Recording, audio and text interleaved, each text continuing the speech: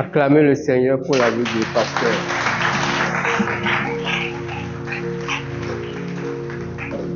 Alléluia. Qui est mécontent ce matin? Qui lève le doigt?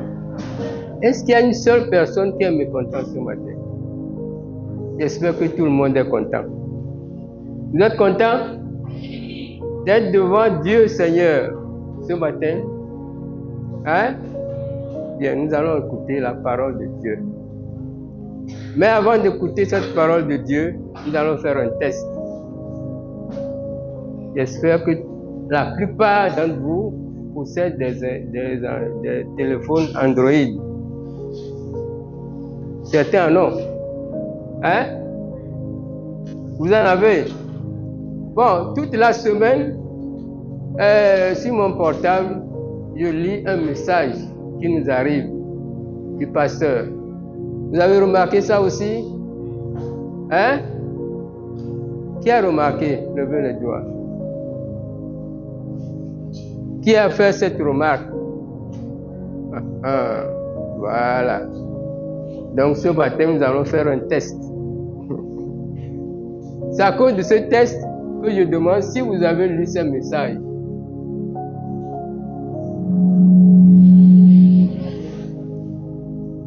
Vous n'avez pas lu ce message? Bon, le dimanche passé, nous avons reçu ici un message de la part de notre pasteur, Josué. Vous êtes d'accord? Hein? Alors, nous allons faire un test. Si vous avez retenu quelque chose de ce message, qui peut me rappeler le texte de base de ce message? Qui peut me rappeler le texte de base de ce message?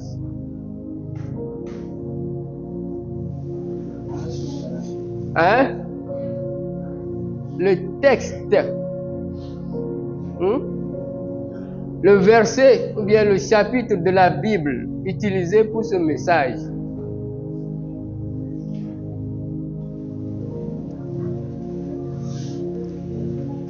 Oh, les amis, faisons un effort. Nous sommes dans la maison de Dieu. Il ne faut pas que ce que nous recevons s'envole. Ça doit rester. Ça doit rester. Hein? Bon, si vous avez oublié le texte, c'est-à-dire la partie biblique, au moins le thème.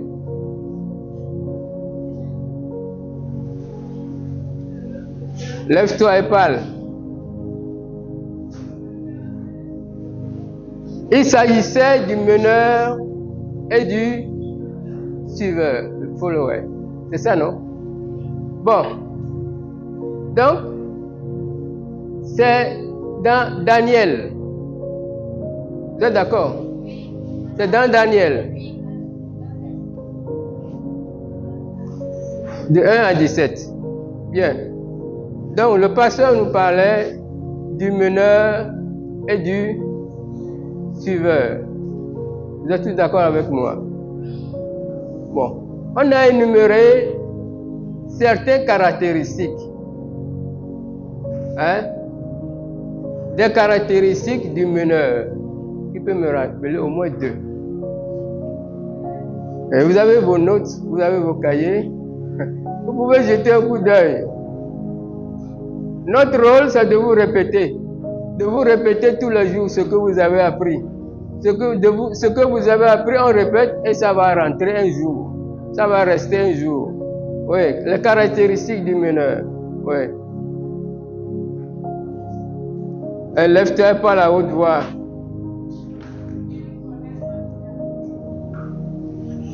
Il connaît son identité. Bien. Vous êtes d'accord? Le meneur connaît son identité, c'est-à-dire son intégrité. Vous avez appris l'intégrité ici. Vous vous rappelez de ça? Ce que vous êtes, c'est ce que vous êtes. Vous n'allez pas changer. C'est bien, félicitations. Une autre caractéristique. Oui.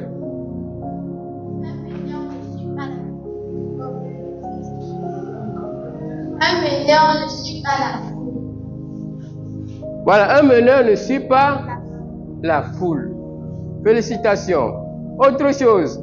Oui, tu as bien lu, ça me fait plaisir. Ah, voilà ce qui m'intéresse. Un meneur, tout ce qui le motive, c'est d'honorer Dieu. Toute ma vie, c'est d'honorer Dieu. Rien que ça. Si je veux être meneur de ce groupe que vous êtes ce matin, tout ce que je vous dirai, c'est de penser à Dieu, c'est de croire à Dieu. C'est tout. Comme ça, je suis un bon meneur. Bien. Félicitations. Bien. Maintenant, nous venons au cas contraire. Le suiveur. Vous avez vos notes, suivez, regardez. Les caractéristiques du suiveur.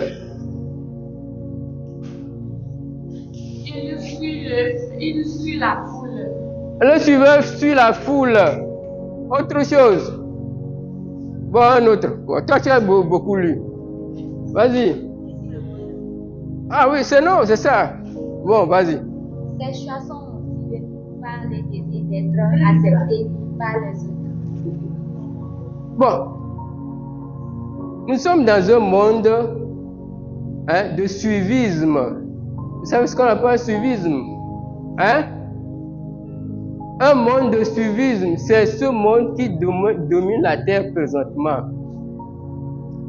Moi, je ne veux pas parler de ça ce matin. Mais faisons attention. C'est ce qui est mauvais que nous copions. Ce qui est bon, nous rejetons ça. Vous suivez les émissions à la radio, j'espère, pour certains.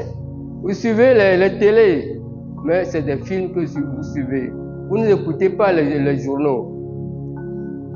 C'est un monde qui est dominé par le suivisme maintenant. L'homme veut se changer en femme. Vous savez ça, non? Vous savez ça, non? On appelle ça le suivisme. Dieu m'a créé homme, mais ça ne me plaît pas. Je veux devenir femme avec des seins et des fesses. Je vais à l'hôpital parce que j'ai de l'argent. On me fait des opérations, on change tout, on me place des sexes femmes, des seins pour devenir femme. La femme aussi dit non, si c'est comme ça, moi aussi devenir homme. Pour être autoritaire, il s'en va, on change tout, il devient homme. Ah, est-ce que c'est bon ça? Est-ce que c'est bon? Je vous en prie, oubliez ça. Tout ce que nous suivons maintenant dans ce monde, c'est le suivisme. Ce qui est mauvais, c'est le suivisme. N'imitez pas ce monde-là. C'est pourquoi ce matin, quand moi je vous vois, je me réjouis, sincèrement, moi je me réjouis. Parce que c'est une formation qu'on vous donne. Cette formation vous conduira très loin, je vous dis. Les groupes que nous avons formés dans la classe des enfants, une fois qu'ils ont le baptême, à l'âge de 12 ans, 13 ans, ils sont déversés dans la grande chapelle parmi les adultes. Ils ne résistent pas. Ils ne résistent pas. Les jeunes adolescentes que vous êtes maintenant, pour certaines sont devenues des mamans. Parce qu'ils n'ont pas le message requis. Certains garçons sont devenus ce qu'ils doivent devenir. Parce qu'ils manquent de message, de formation. Nous rendons gloire à nos dirigeants, à nos pasteurs, d'avoir créé ce département d'adolescents. Pensez à eux, priez pour eux, et vous êtes sur un bon chemin. Alléluia. Vous êtes sur un très bon chemin. Écoutez ce qu'on va vous dire. Vous devez vous former à partir de cet instant. Le leadership de demain, c'est sur la bonne voie qu'on vous a placé. Est-ce que vous me suivez? Est-ce que vous me suivez? Est-ce que vous me suivez? Je vous dis quelque chose qui est sérieux. Le pasteur a bien réfléchi à votre formation, c'est pourquoi il a créé ce département. Et il a mis devant vous un pasteur qui vous dirige également. Donc, ne prenez pas une mauvaise vie en suivant ce monde de suivisme. En vous habillant de façon désordonnée. Moi, j'ai haï moi, j'ai haï, qu'on appelle des habits, et j'étais vraiment nerveux quand je vois ça. Ce que vous appelez dans le temps les pantalons blessés. C'est ça, non? Vous connaissez ça, non? Jusqu'au jour seulement où j'ai découvert ces pantalons dans un supermarché. Ah! On l'a installé dans les rayons à habits. J'ai dit, tiens, j'ai parcouru, j'ai regardé. Et je me suis dit, ah, le monde, attention, ça va à l'envers. Et les gens achètent ça. Quand vous voyez un trou ici, un trou là-bas, je dis, mais comment ces jeunes-là font? Et puis, c'est eux-mêmes qui coupent ça bien. Comment est-ce que ça se passe? On est trop vieux, c'est pourquoi on n'arrive même pas à voir quoi. Et j'ai vu ça, et je me suis retenu.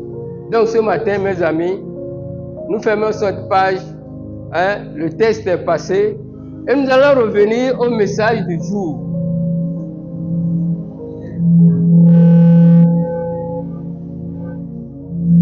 Nous allons revenir au message du jour.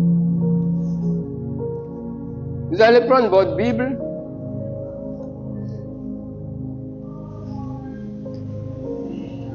Fais ce que tu veux. Vous allez prendre votre Bible, vous allez lire Matthieu 15.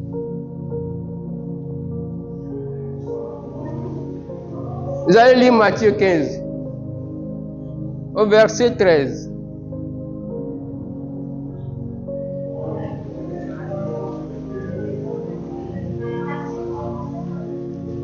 Au verset 13.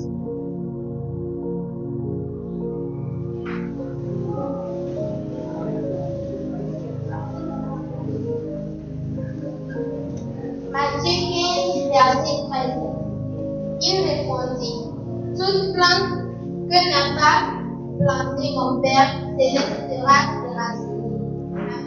Amen. Amen. Toute plante que n'a pas planté mon Père céleste sera déracinée. Matthieu 15, verset 13. Nous allons répéter ensemble ce verset-là. Toute plante que n'a pas planté mon Père céleste sera déracinée. Répétez. Allons doucement, tranquillement, à voix basse.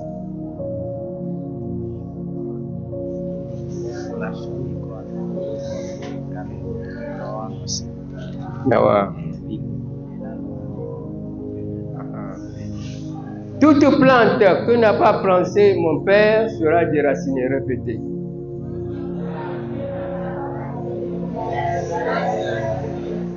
Voilà, c'est le titre du message d'aujourd'hui que je vais vous délivrer. C'est le titre du message d'aujourd'hui que je vais vous délivrer. Vous pouvez noter ça. Vous pouvez noter le verset, arriver à la maison, vous pouvez copier.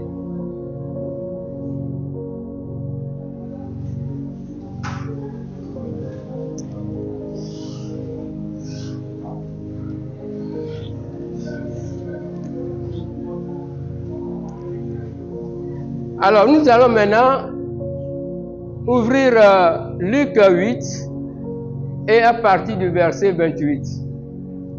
Luc 8 à partir du verset 27 plutôt. Luc 8, verset 27.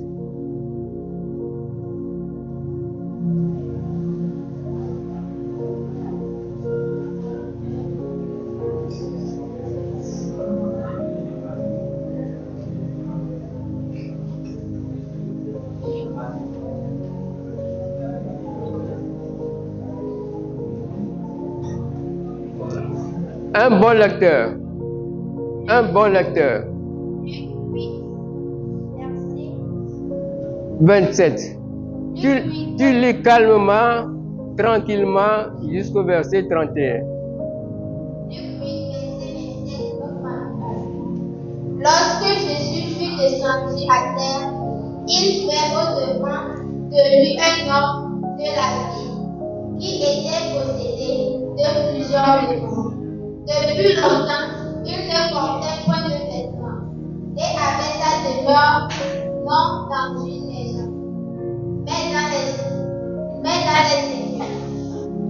Ayant vu Jésus, il poussa un cri, se jeta à ses pieds et dit d'une voix forte: Qu'y a-t-il entre moi et toi, Jésus, fils de Dieu très haut?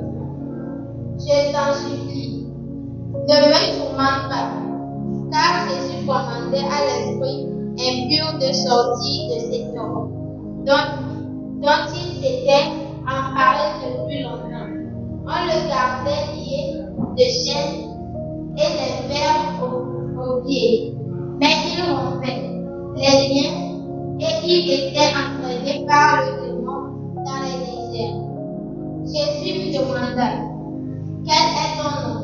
Légion, répondit-il. Car plusieurs démons étaient entrés en lui. Verset 31. Il priait instamment Jésus de ne pas leur ordonner d'aller dans les allées. Amen. Bien. Il s'agissait d'un démoniaque. Vous savez ce qu'on appelle un démoniaque? Hein? Qu'est-ce que c'est qu'un démoniaque? Vous ne connaissez pas? Hein? C'est quelqu'un en qui habitent des démons. Est-ce que dans une personne, hein, un démon peut venir s'installer? C'est possible? C'est possible? Alors, ce monsieur-là, hein, c'est un démoniaque. Les démons l'ont pris en otage. Vous savez ce qu'on appelle prendre quelqu'un en otage? Tu ne te possèdes plus, tu n'es plus toi-même. Tu es pris en otage par quelqu'un. Mais ce démoniaque-là, on dit qu'il est nu. Pas d'habit, pas de chemise, pas de pantalon, pas de slip. Rien, il est nu. C'est ce que nous dit la Bible. Est-ce que c'est possible? Hein? Nous allons les appeler comment? Des fous. C'est un fou, non? C'est un fou. Mais les démons l'ont pris en otage. Mais celui-là, que le démon a pris en otage, c'est pas pour rien. Le démon va l'utiliser, veut gâter sa vie. Totalement, il a pris en otage. Mais qu'est-ce qu'il a fait? Qu'est-ce qu'il a fait? Il a rencontré un homme qui est Jésus. Et s'il a rencontré Jésus aussi, l'a vu. Son premier geste qu'il a fait, c'est de venir, qui a suivi le texte. Quel est le geste que ce démoniaque a fait? Hein? Dans le premier verset, quel est le geste qu'il a fait? Est-ce que quelqu'un qui est nu, qui ne se possède pas, peut s'approcher de Jésus? Hein? Mais celui-ci, qu'est-ce qu'il a fait? Il est parti devant Jésus, il est tombé à ses pieds. Regardez un peu le texte et vous allez lire ce passage-là.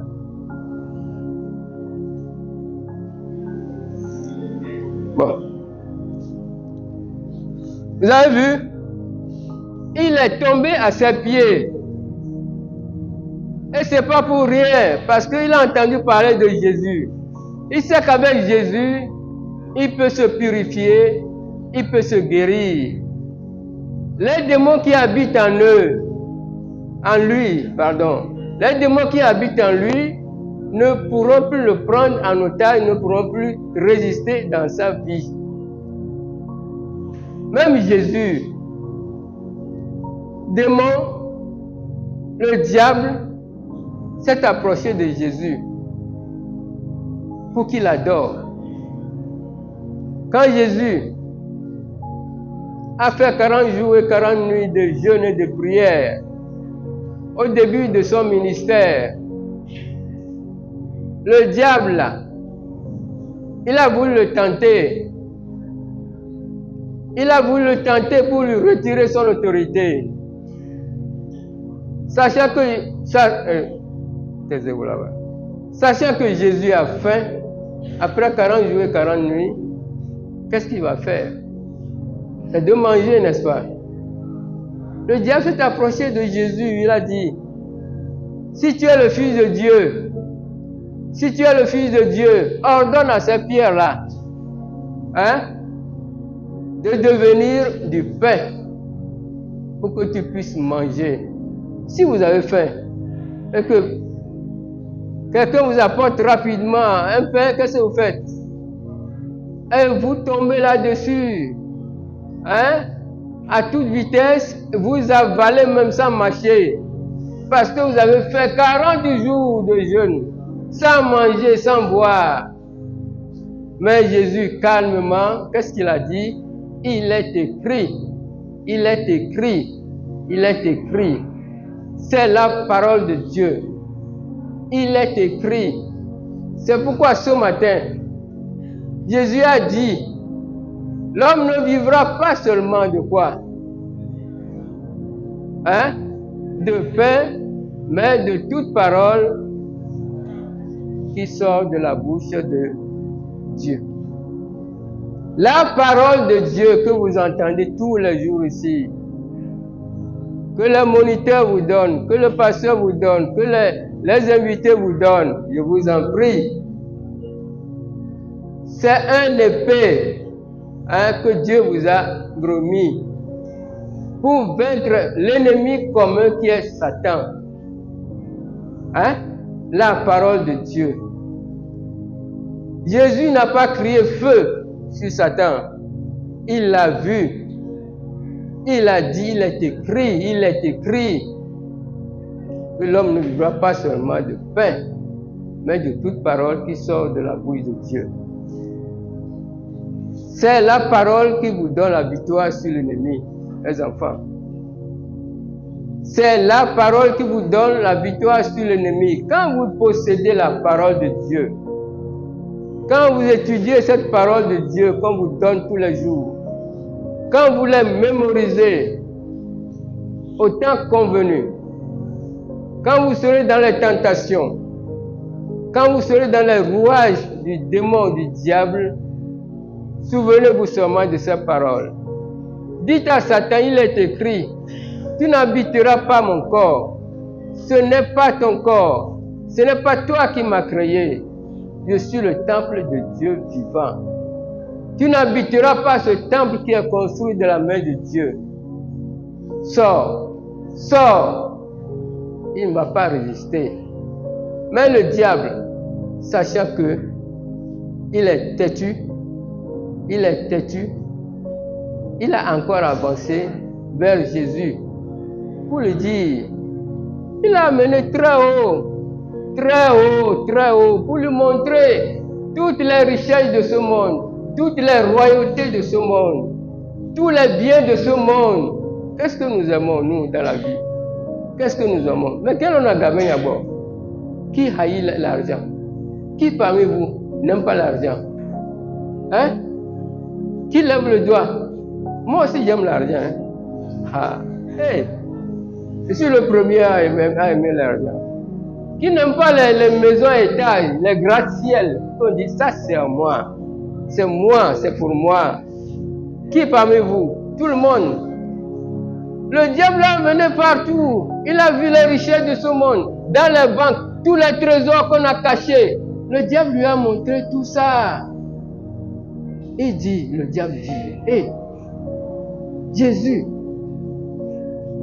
si si tu m'adores, si tu te mets à genoux devant moi, je vais te confier tout ça là.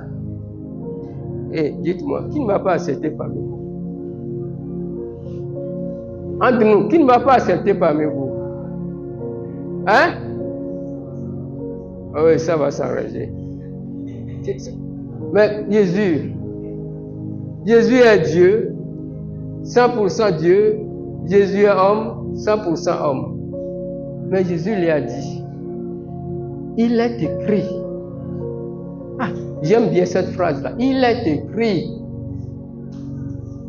Tu n'adoreras que Dieu et Dieu seul. Satan, retire-toi de moi. Satan, retire-toi de moi. Et Satan est parti. Il s'est éloigné de Jésus. Si Satan peut s'approcher de Jésus, le tenter, toi et moi, qui sommes-nous? Ah, qui sommes-nous? Satan va nous écraser. Satan va nous écraser. Mais nous avons un sauveur qui est Jésus. C'est pourquoi je vous invite ce matin à étudier la Bible, à lire les passages qu'on vous confie à l'église, à vous en servir pour sauver votre vie.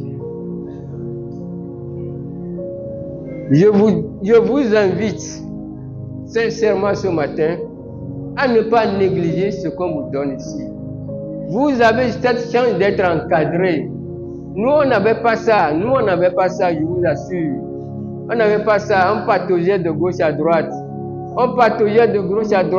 Et comme nous sommes fils de Dieu, Dieu nous conduit dans ce domaine-là aussi, jusqu'à voir la lumière, cette lumière que nous avons en nous aujourd'hui. Oui. Quand vous êtes adolescent en ce moment, c'est votre future vie que vous préparez. Déjà, l'encadrement, vous en avez besoin. À l'âge de 7 ans, quand vous avez 7 ans, tout était conclu entre vous. Tout était complet en vous. Voilà ce que j'allais dire. Tout est complet en vous. C'est-à-dire ce que vous allez devenir à l'âge de 30 ans, à l'âge de 40 ans, 50 ans, à l'âge de 7 ans, vous avez tout déjà en vous. Vous croyez à ça? C'est dans la psychologie de l'enfant. Il suffit seulement d'être bien encadré pour que vous réussissiez votre vie. C'est pourquoi encore ce matin, je vous invite à mémoriser des versets bibliques et vous en servir, à prier beaucoup le Seigneur que vous adorez. Ce n'est pas un Seigneur qui est mort, c'est un Seigneur qui est encore vivant. Alors nous revenons toujours à notre texte du démoniaque. Alors le démoniaque, qu'est-ce qu'il a fait? Il s'est jeté aux pieds de Jésus. Il s'est jeté aux pieds de Jésus. Jésus le regardait. Il sait ce qui habite en ce démon-là, en cette personne-là, qui est nue, qui n'a pas d'habit. Jésus veut chasser le démon. Mais le démon a commencé par parler. Il a dit, hey, qu'y a-t-il? Qu'y a-t-il entre toi et moi? Fils du Dieu vivant. Fils du Dieu vivant, qu'y a-t-il entre toi et moi? C'est ce qu'il a dit à Jésus. Pourquoi? Parce qu'il a commencé par trembler. Les démons tremblent devant Jésus. Les démons normalement doivent trembler devant nous aussi. Parce que nous adorons Jésus. Parce que nous aimons Jésus. Parce que nous suivons Jésus. Les démons doivent trembler devant nous. Qui n'est pas d'accord? Si vous êtes d'accord, acclamez le Seigneur.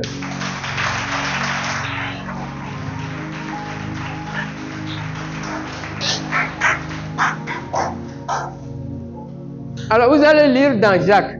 Hein? Si ce que je dis est vrai ou faux, vous allez lire dans Jacques.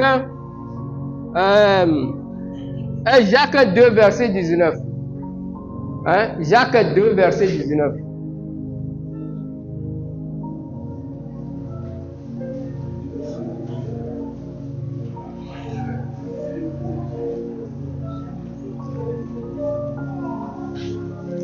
Bon, je vais vous aider, on va aller rapidement. Tu crois qu'il y a un seul Dieu? Jacques 2, verset 19. Tu crois qu'il y a un seul Dieu? Tu fais bien. Tout le monde croit qu'il y a un seul Dieu, n'est-ce pas? Est-ce qu'il y a plusieurs dieux? C'est un seul Dieu. Ah, c'est bien. Moi aussi, c'est bien. Je crois. Mais ça poursuit. Les démons le croient aussi. Les démons croient aussi qu'il y a un seul Dieu. Mais le verset ajoute, et il tremble. Et il tremble. Il tremble parce que devant Dieu ne peut pas résister. Cette lumière doit rejaillir en vous, fils de Dieu. Cette lumière doit rejaillir en vous. Vous ne devez pas trembler devant ces épreuves-là. Vous ne devez pas trembler devant les démons. Ce n'est pas possible. Alors, le démoniaque, Jésus l'a vu. Il dit, mais qu'y a-t-il en toi et moi, fils de Dieu? Ne me dérange pas, ne me tourmente pas, c'est ce qu'il a dit, n'est-ce pas? Ne me tourmente pas, Datimavo. Je suis nu, je veux rester nu. Je n'ai pas d'habit, je veux rester comme ça, ne me dérange pas, ne me tourmente pas. C'est ce que le démon qui habite dans ce fou-là, c'est ce que le démon lui a dit. Mais Jésus qui nous a aimés, Jésus qui est descendu pour sauver l'humanité, ne va pas laisser celui-là comme ça. Tant que cette personne a fait le premier pas pour reconnaître la Seigneurie de Jésus, pour avancer vers Jésus, Jésus ne l'abandonnera pas. Jésus va chasser les 7 démons-là. C'est pourquoi j'ai dit au départ, ce que Dieu n'a pas planté en vous doit être... Ce que Dieu n'a pas planté en vous, voilà. Allez vers Jésus. Confiez-lui tous vos soucis. Jésus ne vous abandonnera pas. Ces soucis partiront d'eux-mêmes. Ces soucis partiront d'eux-mêmes. Confiez-vous seulement à Jésus. Jésus a menacé les démons. Et les démons sont sortis. Les démons sont sortis. Vous allez lire alors dans les versets 29 et 31.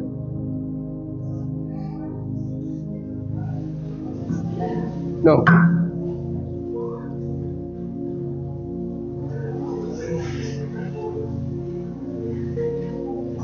Non, c'est verset 33. 33 et 33. Dans Luc 8.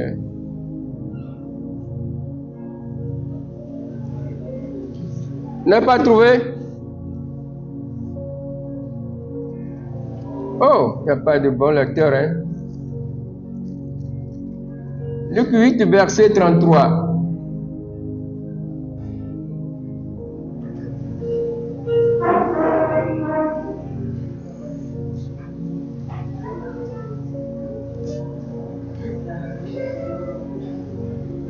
Les démons sortirent de cet homme, entrèrent dans le fourceau et le troupeau se précipita dans la pente. Le verset 38 nous dit, l'homme de qui étaient sortis les démons lui demandait la permission de rester avec lui, mais Jésus le renvoya en disant, retourne dans ta maison et raconte tout ce que Dieu t'a fait. Il s'en alla et publia par toute la ville tout ce que Jésus avait fait pour lui. Alléluia. Les démons ne peuvent pas rester demeurer dans ce démoniaque, dans cet homme. L'homme qui était nu est redevenu normal. L'homme qui n'avait pas d'habits sur lui a commencé par porter des habits. Et il a même souhaité demeurer avec Jésus. Il a souhaité vivre avec Jésus. Jésus lui a dit, va vivre ta foi. Retourne chez toi à la maison et je serai toujours avec toi. C'est ainsi que Jésus, l'homme qui est venu sur cette terre pour nous sauver, ne vous abandonnera pas. Cette force qu'il a usée, cette force, Jésus aussi vous l'a donnée. Est-ce que vous êtes d'accord? Croyez-vous en cette force? Est-ce que vous croyez en cette force? Vous allez lire dans Matthieu 28, à partir du verset 18. Matthieu 28, à partir du verset 18.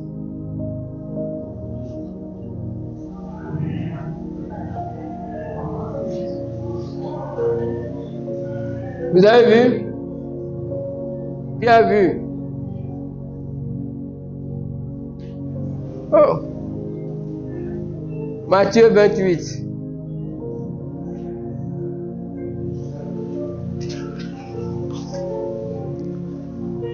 Il y a des gens qui n'ont pas de Bible. Des gens qui viennent sans Bible. Oh! Ce n'est pas sérieux. Un cultivateur va au champ sans roue, sans coupe-coupe.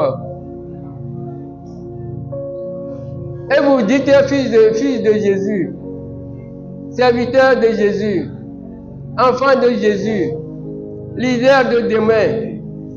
Oh, un leader qui ne se prépare pas. Comment peut-il être un bon leader de demain?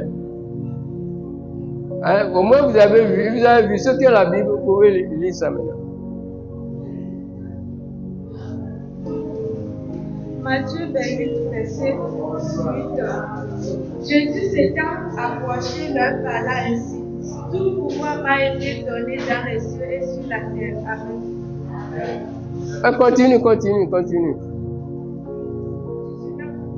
Allez, faites de toutes les nations des disciples, les baptisant au nom du Père, du Fils et du Saint-Esprit. Continue. Et enseignez-leur à observer tout ce que je vous ai prescrit. Et voici, je suis avec vous tous les jours jusqu'à la fin du monde. Amen. Amen. Jésus a dit, tout pouvoir, je dis bien tout pouvoir, m'a été donné dans le ciel et sur la terre.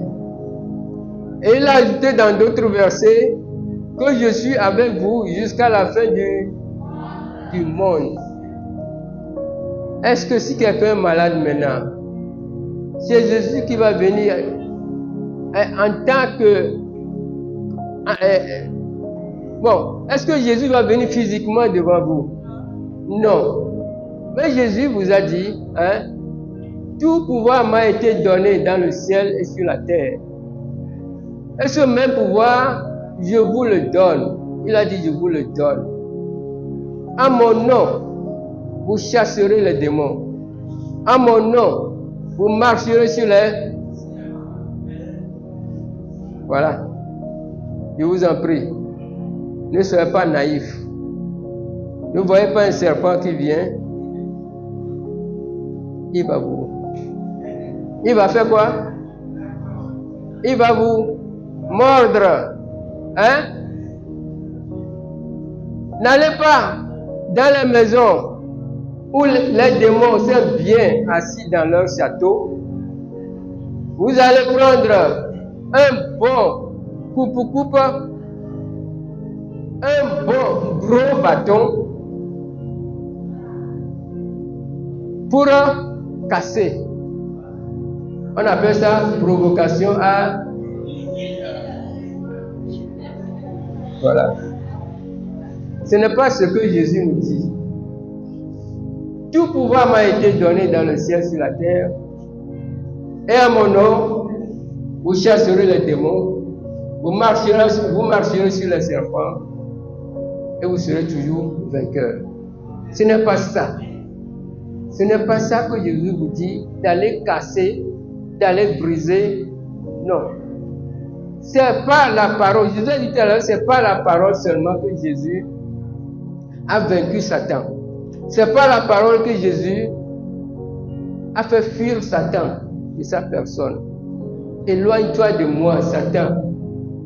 Il est écrit que tu adoreras Dieu et Dieu seul. Si vous voyez ce genre de choses dans votre vie, qu'est-ce qu'on vous demande de faire? De prier. Les amis, de prier. De prier. De vous confier totalement à Jésus. Mais, que se passe-t-il? Nous avons une vie à double vitesse. Hein? On avance avec un frein à main. Mais c'est combien? Hein? On avance avec un frein à main, c'est-à-dire qu'on a peur. Hein? On a peur. Il est vrai. Devant certains événements, restez concentrés. Nous vivons une vie de chrétienté mêlée de peur. Parce qu'il y a la sorcellerie. Il y a la sorcellerie. Mais le bon c'est toi. Hein? Mais le bon c'est toi. Ah, c'est toi le niveau. Hein? Satan est un peureux. Azéto aussi est un peureux. Si ce sorcier qui tente de vous faire du mal, attendez. Il n'arrive pas. Il sera votre ennemi. Et il va venir vers vous au début à Zéton, il a tout fait, il n'a pas pu. Parce qu'il a découvert en vous une lumière. Une lumière. Cette lumière, c'est la lumière de l'Esprit Saint. Quand vous recevez Dieu, quand vous recevez Jésus et qu'il vit en vous, vous avez cette force qui vous anime. L'apôtre Pierre, qui est un peureux, hein? Quand on maltraitait Jésus, quand on allait le clouer, on s'est approché de Pierre. Toi aussi, tu es apôtre de Jésus, n'est-ce pas? Ah bon. Jésus a dit pas au. Pierre a dit comment? Pas au. C'est ça, non? Je ne le connais pas Jésus.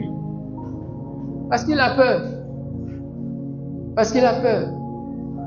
Mais quand ce même Pierre, hein, l'Esprit Saint l'a animé, il a confessé devant tout un peuple ce Jésus qu'il avait nié. Il faut que l'Esprit Saint vous anime ce matin pour tenir ferme devant les ruses de l'ennemi. Dans Ephésiens 6, il était mentionné les armes spirituelles du chrétien avec lesquelles nous devons combattre. Et parmi ces armes, hein, vous pouvez noter Ephésiens 6. Et parmi ces armes, on a mentionné spécialement la foi, et puis quoi encore? L'épée de l'esprit. L'épée de l'esprit, c'est quoi? C'est la parole de Dieu. Nous avons tout à notre disposition. Nous avons tout à notre disposition. Dieu qui nous a dit qu'il nous donnera cette force, il a mis à notre possession, hein, toutes ces armes. La foi et l'épée de l'esprit qui est la parole de Dieu. Satan a quitté Jésus, il a fui Jésus à cause de cette parole. Jésus l'a chassé, il ne peut pas résister, mais toi et moi, toi et moi, on ne peut pas résister devant Satan. Si vous menez une vie à 2 vitesses, avec un frein à main, hein, vous avancez, quand ça chauffe, on bloque. On fait un pas derrière, 2 pas derrière. C'est ça, non? Non. Quand vous êtes dedans, quand vous êtes persécuté, résistez. Je vous dis résistez. La vie, c'est ça. Vous êtes aujourd'hui adolescent. Vous allez mener une vie d'adulte, tôt ou tard. Vous aurez des persécutions, ça c'est sûr. Ça c'est sûr. C'est des tentations, des épreuves. Ça doit passer par vous, ça viendra, ça va venir. Mais si vous êtes en Christ, Jésus est à votre côté. Vous n'allez pas succomber. Vous n'allez pas mourir de ces tentations, de ces épreuves. Je vous assure. Est-ce que vous comprenez? Mais à cause de la parole de Dieu, vous serez sauvés. C'est pourquoi ce matin, nous allons prier et demander à Dieu de nous soutenir. Oui, c'est vrai, nous sommes faibles. La Bible a bien dit que nous sommes chairs et sang. Donc des hommes faibles. Des hommes faibles. Ce qui soutient, c'est l'Esprit de Dieu. C'est l'Esprit de Dieu. Nous allons nous lever dans un instant pour prier, demander à Dieu de nous soutenir dans notre foi, dans notre adoration. C'est Dieu seul qui combat. Oui, c'est vrai. En tant qu'adolescent, vous aurez des messages. Et le message ne doit pas se suivre dans un ordre tel que vous aurez souhaité. Des messages qui vont dépasser un tout petit peu votre niveau. Mais retenez ces messages. Vous allez les utiliser tôt ou tard. Je vous en prie. Vous êtes un pilier pour Dieu. Vous êtes une pépinière pour Dieu. Dieu va vous utiliser. Ne laissez pas votre vie à Satan. Le pasteur a l'habitude de vous dire aussi tout le temps les péchés que vous commettez. Alors d'ailleurs, il vous répète ça tout le temps ici. Chacun sait sa faiblesse. Ce qu'il fait qui est mauvais. Ce que je fais qui est mauvais, moi je sais. Toi aussi, ce que tu fais ici, c'est mauvais. Toi aussi, tu le sais. Mais dites à Dieu, ce matin, dans cette prière que nous allons faire tout à l'heure, ça, je ne vais plus le faire. Ça, je ne le ferai plus. C'est ce que Dieu veut en nous. Quand le roi David a commis ce péché, qu'est-ce qu'il a fait?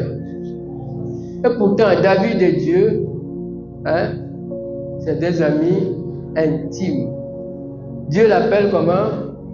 Homme selon, voilà. Homme selon mon, voilà. Mais David est parti commettre un péché grave.